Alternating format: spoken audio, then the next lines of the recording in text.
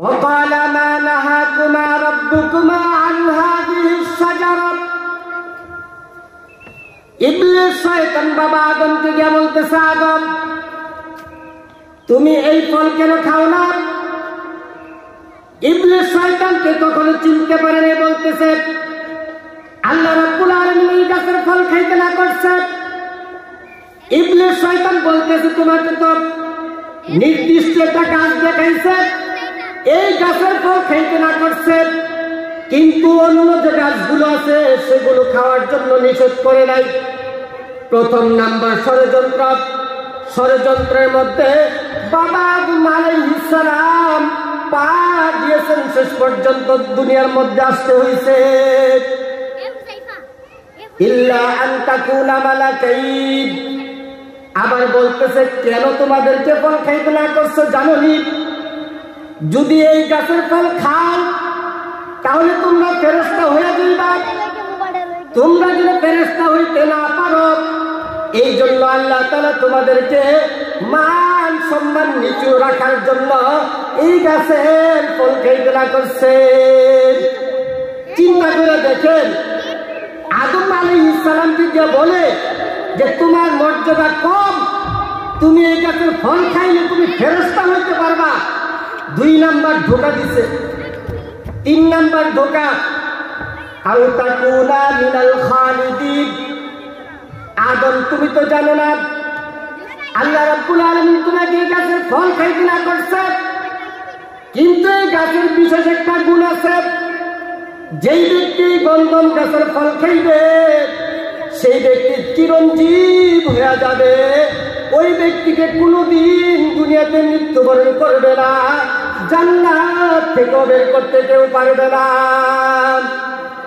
আল্লাহর শত্রু হইয়া আল্লাহর বিরুদ্ধে গিয়ে বলতেছেন যে তুমি যদি ফল খাও তাহলে জান্নাতে চিরদিন থাকতে পারবা, আর যদি এই ফল না খাও তোমাকে কয়েকদিন পরে গাদ্দার দইরা জান্নাত থেকে বার করে দিব।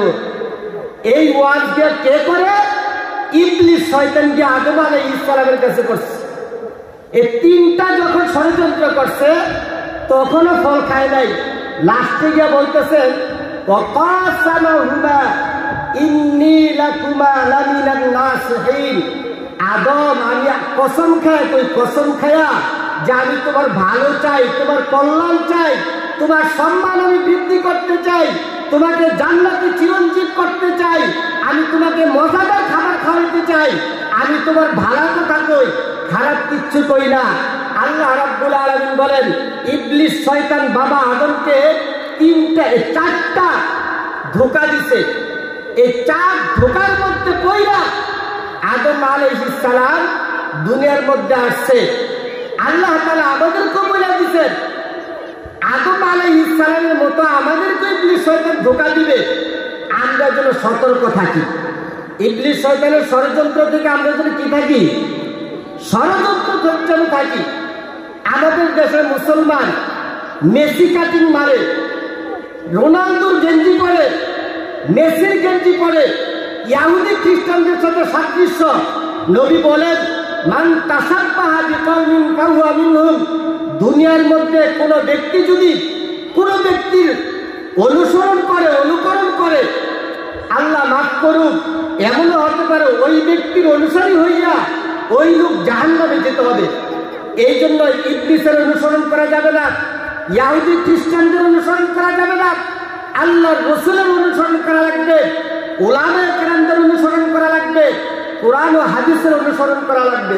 আল্লাহ রাব্বুল আলামিন বলেন ওয়াতাসিমু বিহাবিল্লাহি জামিআ, ও দুনিয়ার মানুষ তোমাদেরকে জান্নাতে নেওয়ার জন্য আমি একটা কিতাব দিছি। কিতাব আল্লাহ রাব্বুল আলামিন আমাদেরকে কোরআন দান করেছেন। আল্লাহ রাব্বুল আলামিন বলেন কোরআনকে যে ধরবে, কোরআন মতো যে চলবে, কোরআন অনুযায়ী যে আমল করবে, আল্লাহ রাব্বুল আলামিন বলেন এই কোরআন ওই ব্যক্তিকে জান্নাত পৌঁছে দিবে। শাফিউন মুশাফফাউন, কোরআন হাসরের মাঠে বিভিন্ন মানুষের জন্য সুপারিশ করবে। আল্লাহ রাব্বুল আলামিনের কাছে কোরআন কথা বলতে পারবে। কোরআন বলবে আল্লাহ আপনার অমুক বান্দা অমুক বান্দি আপনার কোরআনকে ভালোবাসছে, আমি কোরআনকে ভালোবাসছে। আল্লাহ রাব্বুল আলামিন বলবেন, এই তুই কোরআন কি বলতেছস? কোরআন বলবে যারা আমাকে দুনিয়াতে ভালোবাসছে তাদেরকে আপনি জান্নাত দিয়া দেন। আল্লাহ তাআলা বলবেন তোর সুপারিশ কবুল করলাম, তোর মুহাব্বতকারী ব্যক্তিদেরকে আমি জান্নাত দিয়ে দিলাম। রাহ গিয়া রসমে আদা রূহে বেলালি না রহি, ফলসফা রাহ গিয়া হে তলকিনে গজালি না রহি। আমরা মুসলমান, বেলালের মতো ঈমান আমাদের দিলের মধ্যে নাই। আমরা মুসলমান, আবু হুরায়রার মতো ঈমান আমাদের দিলের মধ্যে নাই। আবু বকর, ওমর, ওসমান, আলী তাদের দিলের মধ্যে যে ঈমান জায়গা দিয়েছিল, যেই কোরআনের মুহাব্বত জায়গা দিয়েছিল, ঠিক তাদের মতো কোরআনকে যদি আমরা ভালোবাসতে পারি, আল্লাহ রাব্বুল আলামিন বলেন কোরআনের সাথে যার সম্পর্ক থাকবে কোরআন তাকে সুপারিশ করবে, তার সুপারিশ আল্লাহ গ্রহণ করবেন। কোরআনের মুহাব্বতকারী ব্যক্তিদেরকে আল্লাহ জান্নাত দিয়ে দিবে। সুতরাং এলাকার মধ্যে ওয়াজ মাহফিল, আজ বিশাল একজন আলেম আসতেছেন, সাদিকুর রহমান আজহারী সাহেবের অসংখ্য মাহফিল আমি গেছি। এই বিশাল বিশাল প্যান্ডেল পুইরা যায়, ভরপুর হয়ে যায়, ধাক্কা ধাক্কি কইরা মানুষ ওয়াজ শোনে। আমি তো চিন্তা করতেছি আমার দেশের মানুষ কি পর্যন্ত আসবে। এই সমস্ত আলেমদেরকে যদি আপনারা খালি মাঠের মধ্যে ওয়াজের মধ্যে লাগাই দেন, কিয়ামতের মাঠে এই মাঠ সাক্ষী দিবে আর বলবে যে বড় বড় আলেম এসে ওয়াজ করছে, এলাকার মুসলমান খালি ময়দান পাড়ায় দোকান পাটি করছে। এই জায়গা আপনার আমার বিরুদ্ধে মামলা দিবেন। আর যদি মাহফিলে আসতে পারেন, আলেম ওলামারা সুপারিশ করবে, কোরআন সুপারিশ করবে, এই জমিন সুপারিশ করবে, হুগলা আপনার জন্য সুপারিশ করবে। এই জন্য আপনাদেরকে আমি উদাত্ত আহ্বান জানাই, অবশ্যই আজকের জন্য মাহফিলের জন্য সবাই কুরবানি করে দেন। কেউ না হো রোজে আজল সে হো চুকি তকসীম কার, কেউ না হো রোজে আজল সে हो चुकी तकसीम कार, मैं हूँ मालिक के लिए और कुल जहां मेरे लिए, मैं हूँ मालिक के लिए और कुल जहां मेरे लिए। কবি বলেন দুনিয়ার মানুষ যদি আল্লাহর জন্য হইতে পারে তাহলে গোটা পৃথিবী তার পক্ষে হয়ে যাবে। আর এই দুনিয়ার মধ্যে এসে যদি কেউ নাফরমানি করে তার পছন্দ তার বিরুদ্ধে শত্রু হইয়া দাঁড়াবে, তার হাত তার বিরুদ্ধে শত্রু হইয়া দাঁড়াবে, এই জমিন তার বিরুদ্ধে শত্রু হইয়া দাঁড়াবে। এই জন্য আমরা একটু সাবধান হই। আমি আপনারা সবাই মিলে আল্লাহর জন্য হয়ে যাব। আল্লাহ আপনাকে আমাকে জান্নাত দিবেন, নাজাত দিবেন এবং গোটা কুল কায়নাত কিয়ামতের মাঠে আপনার পক্ষে সুপারিশ করবে। সুপারিশ কইরা আপনার জন্য জান্নাতের ফয়সালা করে দিব। কিন্তু কত হইল আপনি যদি কোরআন এই মাহফিলগুলোকে ওয়াজগুলোকে সম্মান করতে পারেন তাহলে আপনি কামিয়াব। আর যদি আপনি কোরআন ও হাদিসের ওয়াজকে সব পক্ষে নিতে না পারেন তাহলে দুর্ভাগা। নবী জানায় দিয়েছেন, মান জাআলা আমামাহু কাদাহু ইলাল জান্নাহ, যেই ব্যক্তি কোরআনকে সামনে রাখবে, যেই ব্যক্তি কোরআনের আলোচনাকে সামনে রাখবে, এই কোরআন কিয়ামতের মাঠে তাকে রাহবার হইয়া জান্নাতে পৌঁছে দিবে। কোরআন সেদিন কথা বলতে পারবে, বলবে আপনি তো দুনিয়াতে থাকতে আলেমদেরকে ভালোবাসছেন, কোরআনের মাহফিলকে ভালোবাসছেন, মসজিদ মাদ্রাসাকে ভালোবাসছেন, আসেন আপনার কোনো টেনশন নাই, আপনাকে আমরাই জান্নাত পর্যন্ত পৌঁছে দিব। আমরা যারা পিজি হসপিটালে যাই আমাদের কোনো টেনশন নাই, কারণ আমাদের বড় ভাই ইলিয়াস ভাই আছে। কে আছে? ইলিয়াস ভাই আছে। ফোন দিলে ইলিয়াস ভাই দৌড়ায় চলে আসে। কোন ডাক্তার দেখাইতে হবে, কোন জায়গায় নিতে হবে, কোন চেক আপ করতে হবে, ঠিক কিয়ামতের মাঠে এই ওয়াজ ও মাহফিল কোরআন ও হাদিস যার পক্ষে থাকবে তার কোনো টেনশন থাকবে না। ওয়ামান কাদাহু ইলাল জান্নাত ওয়ামান জাআলা খালফা যাহরিহি, যে ব্যক্তি কোরআনকে মানবে না, কোরআনকে পিছনে ঠেলে দিবে, নিজের দলকে সামনে রাখবে, নিজের নেতাকে আদর্শ মানবে, আর কোরআনের বিপক্ষে যদি নিজের নেতা চলে, নবী বলেন ওই কোরআন তাকে টানতে টানতে জাহান্নামে পৌঁছে দিবে। এই জন্য কোরআন কাহার জন্য বন্ধু, কাহার জন্য শত্রু। আপনি যদি কোরআনকে বন্ধু বানাইতে পারেন, কোরআন আপনার সাথে বন্ধুত্ব করবে। আপনি যদি কোরআনকে শত্রু বানিয়ে দেন, কোরআনও আপনার বিরুদ্ধে শত্রু হইয়া দাঁড়াইবে। ये राज किसी को नहीं मालूम के मोमिन, ये राज किसी को नहीं मालूम के मोमिन, कारी नजर आता है हकीकत में कुरान, कारी नजर आता है हकीकत में कुरान। अल्लाह रब्बुल आलमीन बोलेन कू अनफुसाकुम ওয়া আহলিকুম নারা। কোরআনের আয়াতের অর্থ হলো, ও দুনিয়ার মানুষ, তুমি নিজেকে জাহান্নাম থেকে বাঁচাও, পরিবার পরিজনকে জাহান্নামের আগুন থেকে বাঁচাও, এলাকার সকল শ্রেণীর সমস্ত মানুষদেরকে জাহান্নাম থেকে বাঁচাও। আমার দিল সাক্ষী দেয়, আজকে যারা এই ওয়াজের আয়োজন করছে, আমাদের শ্রদ্ধাভাজন আলেম মাওলানা নুরুজ্জামান কাকা সাহেব এই এলাকার মানুষদেরকে জাহান্নাম থেকে বাঁচানোর জন্য আমার আল্লাহর আদেশ রক্ষার্থে এই মাহফিল আয়োজন করছে। মানুষ করে গানের আয়োজন, বিয়ে বাড়িতে রাত দিন সকাল সন্ধ্যা ডেকসিট বাজায়, সেগুলো হচ্ছে জাহান্নামে যাওয়ার কারণ। আর উলামায়ে কেরামরা এই মাহফিল কেন করে? কোরআনের মধ্যে আল্লাহ বলছেন, কু আনফুসাকুম, তুমিও জাহান্নাম থেকে বাঁচো, ওয়া আহলিকুম, তোমার এলাকাবাসীকে জাহান্নাম থেকে বাঁচাও। উলামায়ে কেরামরা নিজেও কোরআন মানে, এলাকার মানুষদেরকে কোরআন অনুযায়ী আমল করতে বলে, নিজের সন্তানদেরকে কোরআন অনুযায়ী চালায়, এলাকার মানুষদেরকেও চালানোর চেষ্টা করে। কিন্তু আমরা দুর্ভাগা, অনেকেই আলেমদের কথাও শুনি না, আলেমদেরকে শ্রদ্ধা করতে জানি না। আল্লাহ মাফ করুক, যদি এইভাবেই দুনিয়ার জীবনটা চলে যায়, হাসরের মাঠে কি নিয়ে উঠবেন? নবী বলেন, হাসরের মাঠে উলামায়ে কেরামরা সুপারিশ করবে, উলামায়ে কেরামরা সুপারিশ করবে। দুনিয়াতে দেখেন না কি উকিল ব্যারিস্টার আছে, টাকার লোভে ক্ষমতার লোভে আলেমদের উপরে নির্যাতন করে, আলেমদের দাম নাই। কিন্তু কাল কিয়ামতের মাঠে বোঝা যাবে উলামায়ে কেরামরা আল্লাহ তাআলার সামনে দাঁড়ায় দাঁড়ায় হাজার হাজার লক্ষ লক্ষ মুসলমানদের পক্ষে ওকালতি করবে, এবং তাদের সুপারিশের বরকতে লক্ষ লক্ষ জাহান্নামী মানুষ জান্নাতে যাবে। এই কথা কে বলছেন? আমার নবীজি বলছেন। কে বলছেন? আমার নবীজি বলছেন। আল উলামা ওয়ারাসাতুল আম্বিয়া, নবী জানাই দিয়েছেন, আমি তো বেশি দিন দুনিয়াতে থাকবো না, তবে কিয়ামত পর্যন্ত যত আলেম দুনিয়াতে থাকবে তারা তেমন কোনো ব্যবধান না, তারা তো আমারই দলের, তারা তো আমার কাজগুলি দুনিয়াতে করবে। আয় রাত ওলা কিসকু কাহু মেরি তবাহি,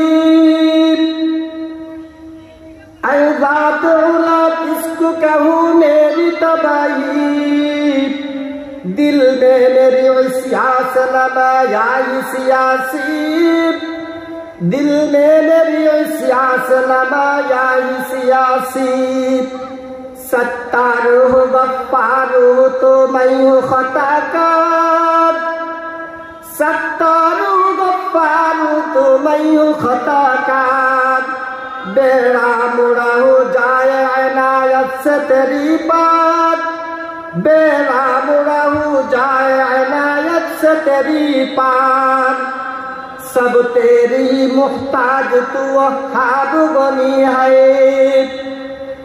सब तेरी मुख्ताज तू वहाब बनी है, वो गौस वली है के शहंशाह नबी है, वो गौस वली है के शहंशाह नबी है।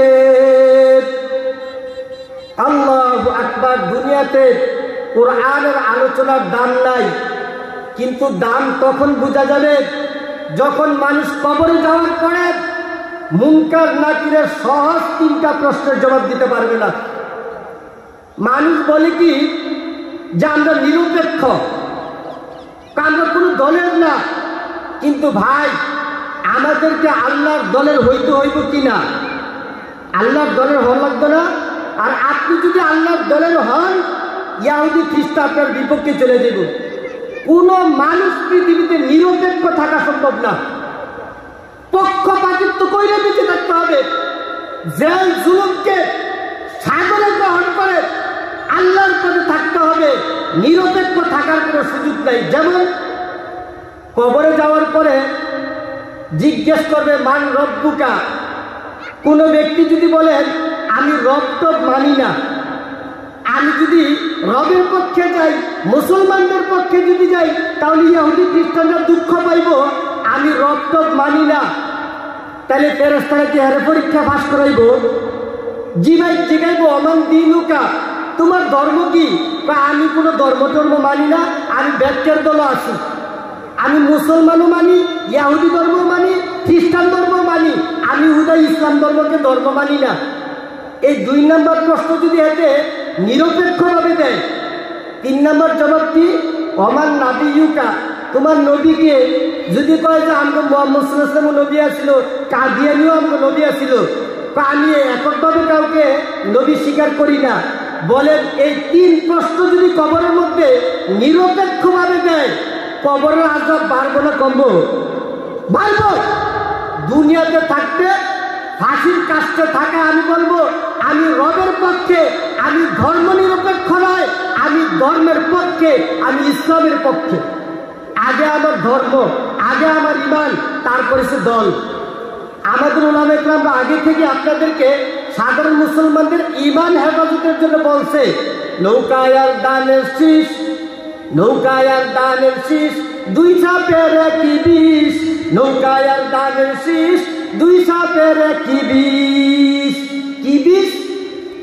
তারা এমন ভাবে আপনার ভিতরে করোনা ভাইরাস ঢুকাই দিব, আপনার ঈমান আস্তে আস্তে যাইব গা। কেমনে? দীর্ঘ এতদিন পর্যন্ত আমরা শুনেছি বাংলাদেশের মুসলমানগণ হিন্দু, খ্রিস্টান, বৌদ্ধ, নাসারা, নাস্তিক, মুরতাদ, শাহবাগী, কাহাবাগী, কাদিয়ানি, দেওয়ানবাগী সবার আব্বার নাম হচ্ছে শেখ মুজিব। কারণ সবার জাতীয় পিতা কি? শেখ মুজিব। নতুন করে দেখছি তারিখ জিয়াও এই দাবি করে বলেছে যে সবার নাকি জাতির পিতা জিয়াউর রহমান। কন্যা নাউজুবিল্লাহ। দুটোটা যে একরকম, এটা বুঝার জন্য আমাকে অপেক্ষা করতে হয়েছে, আমাকে এই পর্যন্ত বাইরে থাকতে হয়েছে। আমি নিজ কানে শুনছি সে দাবি করেছে যে বাংলার মাটির প্রত্যেকটা মানুষের জাতীয় পিতা হচ্ছে জিয়াউর রহমান। বলেন নাউজুবিল্লাহ, নাউজুবিল্লাহ। আমরা আমাদের দল ইসলাম ধর্ম, কোরআন। ওই ফখরুদ্দিন আরেকটা কি ফখরুল ইসলাম আলমগীর, আমি কোরআন দিয়ে দেশ গঠন চলবে ওইটা আমি বিশ্বাস করি না। কোরআন দিয়ে দেশ চলবে ওই রাজনীতি ওই বিশ্বাস করে না। আল্লাহর কসম করে বলি, এই জানোয়ারগুলি যখন মরবে কবর তার বিপক্ষে যাবে, কোরআন তার বিপক্ষে যাবে, হাসরের মাঠে ফেরেশতারা তার বিপক্ষে যাবে। যেই চেয়ারে বসে বসে এই ফতোয়া দিছে, চেয়ার তার বিপক্ষে যাবে। ওয়ালা তাত্তাবিউ খুতুওয়াতিশ শাইতান। আল্লাহ তাআলা বলেন ইহুদি খ্রিস্টানদের অনুসরণ করা যাবে না, ইসলামী কৃষ্টি কালচারকে ছাড়া যাবে না। এই জন্য আল্লাহ তাআলা কোরআনুল কারীমের মধ্যে আয়াত নাযিল করছেন। ঘটনা বুঝার জন্য একটু বুঝেন। একজন সাহাবীর নাম ছিল আব্দুল্লাহ ইবনে সালাম রাদিয়াল্লাহু তাআলা আনহু। হে ইসলাম গ্রহণ করার আগে সমাজের মধ্যে ইহুদিদের সাথে খুব মিলেমিশে চলত, সবার সাথে বন্ধুত্ব ছিল। এই জন্য উনি চিন্তা করেছেন যে আমি ইসলাম গ্রহণ করার পরে যদি উটের গোশত খাই তাহলে ওই বন্ধুরা কষ্ট পাবে, যদি গরুর গোশত খাই বন্ধুরা কষ্ট পাবে। এই জন্য মনে মনে ইহুদিদেরকে খুশি করার জন্য নিয়ত করছে যে আমি আর উটের গোশত খাবো না, গরুর গোশত খাবো না, কারণ খাইলে পরে ইহুদিদের মনে কষ্ট আসবে। আল্লাহ রাব্বুল আলামিন বলেন আব্দুল্লাহ ইবনে সালাম এইভাবে যদি ঈমান গ্রহণ করো, এই ঈমান আমার কাছে গ্রহণযোগ্য না। একজন মুসলমান, যেমন আমরা অনেকে পোল্ট্রি মুরগা খাই না, অনেকের হাই প্রেশার এই জন্য গরুর গোশত খাই না, ওইটা হচ্ছে আরেক জিনিস। কিন্তু আপনি ইহুদিদেরকে খুশি করার জন্য গরু গোশত তালাক দিবেন, ছাগলের গোশত তালাক দিবেন, এই অধিকার আমার আল্লাহ তাআলা দেয়নি। আর আজকে ক্ষমতার চেয়ার পাইয়া ইসলাম ধর্মরে ফালাই দিছে।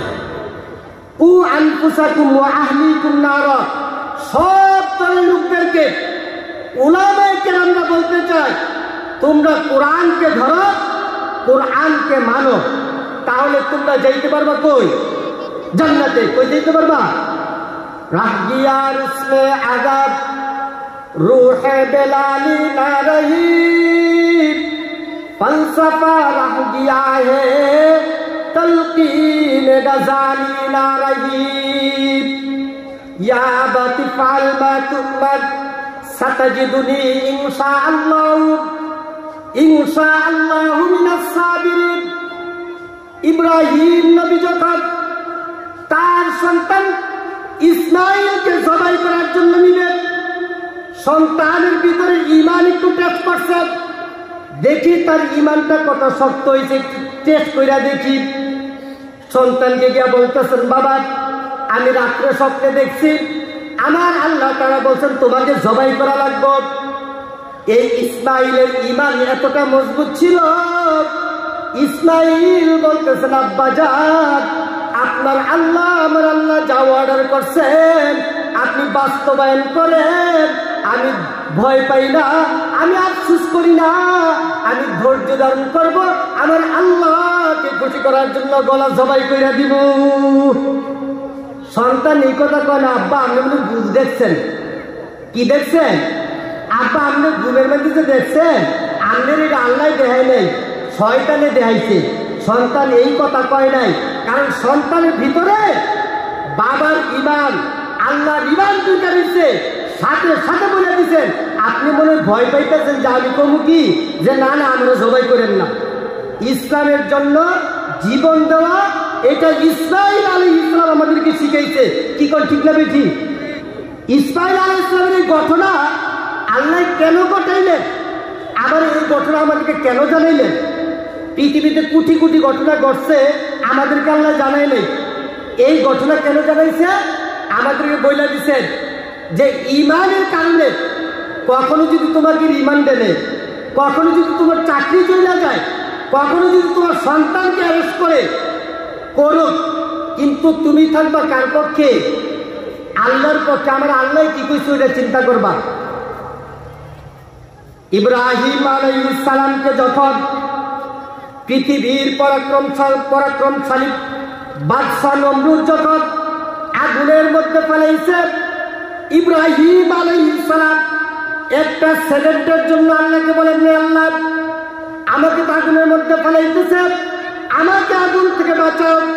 বিন্দু পরিমাণে দোয়া করেন নাই, আবার বিচলিত হন নাই। কারণ কি? কারণ হচ্ছে ইব্রাহিম জানেন যে আমি তো আমার আল্লাহর কথা বলতেছি, এই অপরাধে আমাকে যাই আগুনের মধ্যে ফেলাইতেছে, ঈমান হেফাজতের জন্য আমি আগুনের মধ্যে পুইরা যাইতে পর্যন্ত রাজি। ঈমান হেফাজতের জন্য নিজের শরীরকে আগুনে ফেলাই দিব, কিন্তু ঈমান যাইতে দিব না। সাইদি সাহেবের ইতিহাস দেখছেননি? আর দেখছেননি পৃথিবীর মধ্যে, বর্তমান পৃথিবীতে আমার মনে এমন নজির নাই, আমার মনে এমন নজির নাই। এত বছর জেলখানায় ছিল, মৃত্যুর আগে হাসি দিয়ে কথা বলছে। কি কর? আচ্ছা সাইদি সাহেব এত কষ্টের মধ্যে কেন গেল? আর আল্লাহ বা কেন তাকে এত কষ্ট করাইলেন? আবার হাসি মুখে মৃত্যুকে কেন গ্রহণ করলেন? আমাদেরকে দেখায় দিছে ইব্রাহিমের মতো, ইসমাইলের মতো, আল্লামা দেলোয়ার হোসেন সাইদির মতো তোমাদেরও যদি প্রয়োজনে জেলখানায় যেতে হয়, জীবন দিতে হয়, তাহলে তোমরাও তাগো মতন দিও। ঠিক ঠিক না? তাহলে ঘটনা কেন ঘটায়? ইশকবাজি वो करे जो जन की बाजी भी करे, इश्कबाजी वो करे जो जन की बाजी भी करे, तन के कपड़े खोल कर माशूक को राजी करे, तन के कपड़े खोल कर माशूक को राजी करे। कवि कय দুনিয়াতে যা কিছু করবা সব কাজ করবা আমার আল্লাহকে খুশি করার জন্য। বলেন কাকে খুশি করার জন্য? ইব্রাহিম নবী এত কষ্ট করছেন কাকে খুশি করার জন্য? বলেন ইসমাইল আলাইহিস সালাম নিজের গলা ফাইটা দিছে কোন কাকে খুশি করার লেগে? এইরকম আমাদের নবীজিও প্রচুর কষ্ট করছে, সাহাবীরা কষ্ট করছে। রাজি করার উদ্দেশ্য কাকে? আল্লাহকে রাজি করার উদ্দেশ্য। এই ওয়াজ মাহফিল উলামায়ে কেরামরা দিছে ইমানি দায়িত্ব পালনের জন্য। ওই যে আল্লাহ বলেছেন কু আনফুসাকুম ওয়া আহলিকুম নার, তোমরা এলাকার মানুষদেরকে জাহান্নামের ভয়ভীতি দেখাও, ইমানের উপর অটল অবিচল থাকার কথাগুলো শোনাও। তো কখনো নিজে বলেন, কখনো বড় বড় আলেমদেরকে আইনে বলেন, কি বুঝেন না? কখনো নিজে করেন, কখনো অন্যদেরকে আনেন। কেন আনেন? এলাকার মানুষ যেন বেঈমান হয়ে যেন কবরে না যায়। কি না হয়ে যেন কবরে না যায়? বেঈমান। আসিয়া একজন মহিলার নাম ছিল, আপনি জানেননি? কি নাম ছিল? কি? আসিয়া। আসিয়ার জামার নাম ফেরাউন। এই ফেরাউনটা শোনায় এই জালিমের পরে জালিমে বউয়ের ইমানের কথা যখন শুনছে নিয়ত করছে এদিকে কই ফেলাইব, মাইক দিব মাইক। এইভাবে হাতগুলি লম্বা কইরা, পা লম্বা কইরা বড় বড় পেরেক মেরে দিচ্ছে হাতের মধ্যে। এই জন্য ফেরাউনের একটা টাইটেল ছিল জুল আউতাদ, পেরেগলা। জুল আউতাদ তো কি? পেরেগলা। এরপরে ব্যথা পাইতেছে, আল্লাহ তাআলা জিজ্ঞেস করলো আসিয়া তোর যে হাতের মধ্যে পেরেক মারছে কি ব্যথা পাইতেছ? আর না, আমি তো সব সহ্য করতেছি আল্লাহকে খুশি করার জন্য, তুমি আগে খুশি নো ওই দেখো। আল্লাহ মুস্কি হাসি দেখো, আসিয়া তোর এই কামের মধ্যে আমি খুশি তো না ওই বুকে। এখন যখন মুস্কি হাসি দিছে ফেরাউনের কয়ে না আসিয়া এখন ইমানের থেকে ফিরে আইব, আমার দলে আইব, আর কষ্ট দিও না, এখন আমরা চিকিৎসা করুন। আসের জিজ্ঞেস কি গো তুই আইতেছ কেড়ে? কাজে আমার মাওলারে দেখ খেলাইছি। কারে দেখছে? মাওলারে দেখছি। তাই অনপাই কথা তার শরীরের কাপড়টি খোল, ল্যাংটা করে লেছে হাজার হাজার মানুষের সামনে, লক্ষ লক্ষ মানুষের সামনে। আল্লাহ রাব্বুল আলামিন আমার জিজ্ঞেস করেন আসিয়া ঈমানের কারণে প্রচন্ড যন্ত্রণা সহ্য করলি, সর্বশেষ তোর গায়ের কাপড়গুলো পর্যন্ত খুইরা পালাইছে, তবুও তুই ঈমান খুলতে দেস নাই, এই দিল থেকে ঈমান বাইর হইতে দেস নাই। আমি এখন জানতে চাই তোর কি লজ্জা লাগতেছে? আসিয়া জবাব দেয় একই প্রশ্ন একই জবাব, আমি তো আমার কাপড় খুলছি আমার মাসুদকে রাজি করার জন্য। আল্লাহ তুমি আগে জবাব দাও, তুমি আমার প্রতি রাজি আছো নি? আল্লাহকে আসিয়া কি কস? আমি তো তোর জন্য পাগল হয়ে গেছি। এই ফেরাউন সৈন্যদেরকে পাঠাইছে যে বড় একটা পাথর দিয়ে তাকে থেতলায় দিবি। আল্লাহ রাব্বুল আলামিন বলেন আসিয়া তুই চিন্তা করিস না, তাকায় দেখ তাকায় দেখ, এই বিশাল জান্নাত আমি তোর জন্য বানায় রাখছি।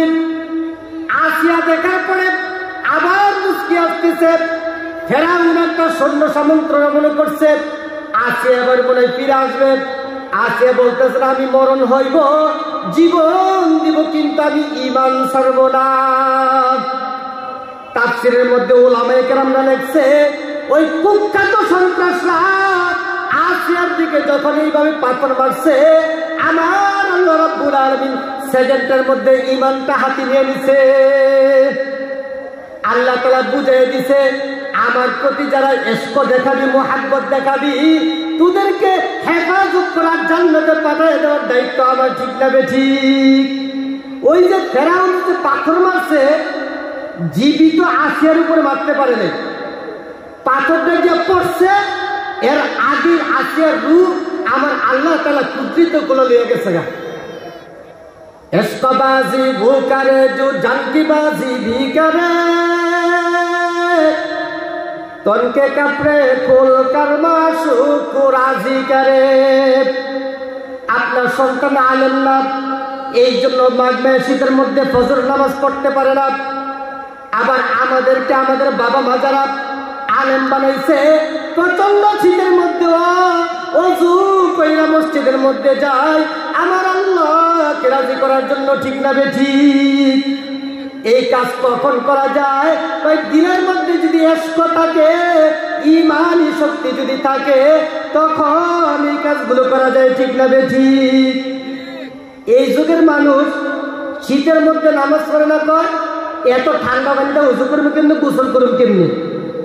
আবার চৈত মাস আইলে কয় এত গরমের মধ্যে মসজিদে গিয়ে নামাজ পড়বেন কেমনি। কাপড় চোপড় খুললে তো একটা রাস্তার মধ্যে থাকি তো আমরা জানবা যেতে পারি না, মসজিদে গেলে দম আইটা বলে যাবো গা। শীতের মাঝে শীতের দোষ, গরমের মাঝে গরমের দোষ। আসলে এর কোনো দোষ না, হেতার ইমানের ভিত্তিতে বেজাল আছে। ঠিক না বেশি? হেতার ইমানের ভিত্তিতে কি? हम नारे तकबीर से दुनिया को हिला दूं, हम नारे तकबीर से दुनिया को हिला दूं, मिल्लत की हिफाजत के लिए ईमान लड़ा दूं, मिल्लत की हिफाजत के लिए ईमान लड़ा दूं। ईमान বাঁচানোর জন্য উলামায়ে কেরামরা যে পরীক্ষাগুলো আমাদের সামনে দেখা গেছে, আমরা প্রত্যেকে ঈমান বাঁচানোর জন্য আমরা পরীক্ষা সামনে আসলে ঈমানের উপরে অটল অবিচল থাকবো তো ইনশাআল্লাহ। পারবেন না ওই অটল থাকতে? ইশকবাজি वो करे जो जन की बाजी भी करे, तन के कपड़े खोल कर माशूक को राजी करे, इस्लाम के गमखार है दिलदार सहाबा, इस्लाम के गमखार है दिलदार सहाबा, कौनैन में उम्मत के सरदार सहाबा, कौनैन में उम्मत के सरदार सहाबा। साहाबा करमरा নবীর দরবারে গেলে হের বংশের লোকেরা হের ক্ষতি করত, বাপ মায় হের ক্ষতি করত। বর্তমান যুগের মুসলমানেরা যদি এই মাহফিলে আইয়ে হ্যাঁ করে কি কেউ ক্ষতি করবো? কন্যা ক্ষতি করবো? এরপরেও দেখবেন এই বদনসিব লোকগুলি অনেকেই মাহফিলে আসবে না। আর সাহাবা কেরামরা আমাদেরকে প্রমাণ দেওয়া গেছে যে আমি নবীর দরবারে যাইছি, যাওয়ার কারণে আমার সম্পদ সব শেষ, আমার বউ শেষ, আমার মা বাপ শেষ, গায়ের কাপড় পর্যন্ত নাই। আব্দুল্লাহ রাদিয়াল্লাহু তাআলা একজন টকবগি যুবক ছিল, কোটিপতির একটা সন্তান ছিল, রাজপুত্র যাদেরকে বলা হয়। ওনাদের এই ঘটনা আল্লাহ আমাদেরকে শোনাইছেন কেন? আমরা যেন অটল বিচল থাকি। আব্দুল্লাহ রাদিয়াল্লাহু তাআলা যখন ঈমান গ্রহণ করছে, কোটিপতি বাবা মাইকে তার আজকে ধর্ম। সন্ধ্যা যখন হয়েছে, সারা রাত চর্চা করছে মুসলমান উলিকেরে। সকালবেলা সন্তানে বলতেছে, আব্বা আমাকে মাইরা ফেলাইতে পারবা, কিন্তু আমি মুহাম্মদের দল ছাড়তাম না, আমি কোরআনের দল ছাড়তাম না। কয় পুত তুই কি জানস এই মুসলমান হইলে তোর পরিণতি কি হইব? কয় কি হইব? কয় আমার সম্পদের বিন্দু পরিমাণ সম্পদে তুই পাইতি না। কয় বিসমিল্লাহ তালাক। বিসমিল্লাহ কি দিছে? তালাক দিছে। কয় আমাদের ভালোবাসা পাবি না। কয় এইটাও তালাক। কয় এরপরে সে চূড়ান্ত কথা, তোর গায়ের মধ্যে যে কাপড়গুলো আছে, কয় তোর কাপড়গুলি খুইলা রাখা দিন। আব্দুল্লাহ রাদিয়াল্লাহু তাআলা কয় আরে আসিয়ার ঘটনা থেকে আমি সব ঘটনা জানি। আসিয়ার ঈমান রক্ষার জন্য উলঙ্গ হয়েছে, আমিও উলঙ্গ হয়ে যাবো গা, কিন্তু ঈমান ছাড়তাম না। কি ছাড়তো না? হাদিসের মধ্যে প্রমাণ, আব্দুল্লাহ রাদিয়াল্লাহু তাআলা গায়ের থেকে কাপড় খুইলা ফেলাইছে। আর দিনের মধ্যে, এই দিনের সূর্যের আলোর মধ্যে টকবগে একজন কোটিপতি সন্তানকে ল্যাংড়া করে ছাইড়া দিছে। ওই সাহাবী কানতে কানতে আমাদের দয়াল নবীজির দরজার সামনে গিয়ে যখন উপস্থিত, দরজার মধ্যে যখন কোরআন আসছে, নবী দরজা খোলার সাথে সাথে চিৎকার দিয়ে বলতেছেন, আব্দুল্লাহ তোর কেন এই অবস্থা? আব্দুল্লাহ বলতেছেন, হুজুর আমি বানানছি, বাবা মা যাই নালাইছে, আমার উপরে প্রচন্ড নির্যাতন চালাইছে, আমাকে সম্পদ থেকে তালাক দিছে, আমাকে বলছে আমাকে কিচ্ছু দিবে না, গায়ের কাপড়টা পর্যন্ত খুইলা রেখে দিছে, কিন্তু তারপর আমি আপনার প্রতি যে ঈমান আর মুহাব্বত ওই জিনিসটাকে আমি খুলতে দেই নাই। কাপড় খুলতে চাইছি খুলে দিছি, ইমান খুলতে চাইছে আর খুলতে দেই নাই। وَكَذَلِكَ أَخْذُ رَبِّكَ إِذَا أَخَذَ الْقُرَى وَهِيَ ظَالِمَةٌ إِنَّ أَخْذَهُ أَلِيمٌ شَدِيدٌ। আল্লাহ রাব্বুল আলামিন বলেন, ও দুনিয়ার জালিমরা, ফেরাউনের উত্তরসূরি, নমরুদের উত্তরসূরি, আবু জাহেলের উত্তরসূরি, জুলুম করিস না, জুলুম করিস না। যদি জুলুম করস, ফেরাউন, নমরুদ, আবু জাহেল, উতবা, সাইবাদেরকে যেভাবে ধ্বংস করেছি, তোদেরকেও ঠিক তাদের মতো ধ্বংস করার ক্ষমতা আমার আল্লাহ রাব্বুল আলামিনের আছে না নাই? আমার আল্লাহর ক্ষমতা আগে যেমন ছিল এখনো আছে। উলামায়ে কেরামরা ঈমানি কথাগুলো কেন কয়? মুসলমানরা যেন ঈমান শক্ত করে, মুসলমানরা যেন আমল করে, মুসলমানরা যেন উলামায়ে কেরামদের মুহাব্বত দিলের মধ্যে জায়গা দেয়। জায়গা যদি দেয় তাইলে উলামায়ে কেরাম কিয়ামতের মাঠে সুপারিশ করলে কাজে লাগবে। কেমন? বর্তমান পৃথিবীতে যত কোটিপতি হোক, মনে করুন গোটা পৃথিবীর 1 নম্বর টাকাওয়ালা, ওই লোকটা মারা গেলে গোটা পৃথিবীর সমস্ত ডাক্তাররা মিল্লা যদি চিকিৎসা করে, এই কোটিপতি সন্তানকে ব্যথা করতে পারবো? পারতো না, চিকিৎসাই করতো না। কবে আপনি এটাতে রু নাই, এটা কি চিকিৎসা করবো? তো এই জন্য কিয়ামতের মাঠে আপনার জন্য যে কোরআন সুপারিশ করবে, আপনার জন্য যে মাহফিলের প্যান্ডেল সাজিয়ে যে সুপারিশ করবে, আপনার জন্য যে মসজিদের ইমাম সুপারিশ করবে, আপনার জন্য যে আলিম সুপারিশ করবে, এইটার জন্য একটু উসিলা লাগবে। উসিলা কোন কি লাগবো? উসিলা লাগবো। ভিতরে রু না থাকলে যেমন সুপারিশ চিকিৎসা চলে না, দিলের মধ্যে ইমান না থাকলে এই সুপারিশ কাজে লাগে না। ভিতরে কি না থাকলে সুপারিশ কাজে লাগে না? ইমান না থাকলে কাজে লাগে না। একটা ইমানদারের ভিতরে জাররা পরিমাণও যদি ইমান থাকে, তখন কোরআন সুপারিশ করলে কাজে লাগবে। এই মাটি আপনার জন্য সুপারিশ করবে। ইয়াউমাইদিন তুহাদ্দিসু আখবারাহা, কিয়ামতের মাঠে আমার আল্লাহর সামনে এই মাটি জবাব দিবে যে আল্লাহ, 30 জানুয়ারি 2025 সাল আসর পরে আমার বুকে বৈশা বৈশা কোরআন ও হাদিসের আলোচনা শুনছে, তাদেরকে আপনি মাফ করে দেন। এই জায়গা আপনার জন্য সুপারিশ করবে। এই কথা কে বলছেন? বলেন, কে বলছেন? আল্লাহ বলছেন। আমি বলি না, কোরআনের মধ্যে আছে। আল্লাহ রাব্বুল আলামিন বলতে চায়, দুনিয়ার মধ্যে যত ইমানি শক্তি আসবে, ইমানের উপরে অটল থাকবা, আমল থেকে দূরে সরবা না। এই জন্য আপনাদেরকে আমি বলি, সবসময় কোরআনের সাথে থাকবেন, আলেমের সাথে থাকবেন, মসজিদের সাথে থাকবেন, মাহফিলের সাথে থাকবেন। থাকলে আমাদের জন্য কিয়ামতের ময়দানে নাজাতের উসিলা হয়ে যাবে। ঠিক না ঠিক? আর সন্তানদেরকে একটু কোরআন হাদিসের লাইনে রাখবেন ইনশাল্লাহ। পারবেন ইনশাল্লাহ? আল্লাহ তাআলা আমাদের সকলকে কিয়ামতের মাঠে নাজাতের ফয়সালা করুক, কবরের মধ্যে নাজাতের উসিলা হিসাবে কবুল করুক। आमीन। वमा अलैना इल्ला बलाग। अश्कबाजी वो करे जो जंग की बाजी भी करे, उनके कपड़े खोल कर माशूक को राजी करे।